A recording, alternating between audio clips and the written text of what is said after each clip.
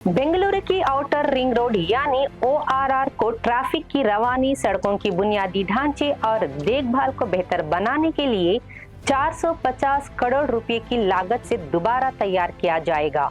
Bengaluru development minister Krishna Byre Gowda के मुताबिक सड़क की व्हाइट टॉपिंग का काम अक्टूबर में शुरू होने और जनवरी तक मुकम्मल होने की तवक्को है।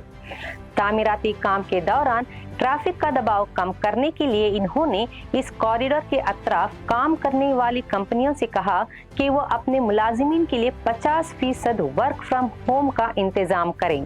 कृष्णा बैरेगौड़ा ने सीनियर हुकाम के साथ ORR पर पैदल चलने वालों की सहूलियात, ट्रैफिक मैनेजमेंट और बुनियादी ढांचे की बेहतरी के हवाले से इजलास किया। इन्होंने कहा कि मुतालिका स्टेक होल्डर से मुशावरत के बाद एक वसी एक्शन प्लान तैयार किया जाएगा। हुकाम को हिदायत दी गई है कि सड़क के साथ शुरू से आखिर तक कम से कम 3 मीटर चौड़े फुटपाथ तामीर किए जाएं। स्लिप रोड्स पर फुटपाथ की चौड़ाई 1.8 मीटर तक रखी जा सकती है।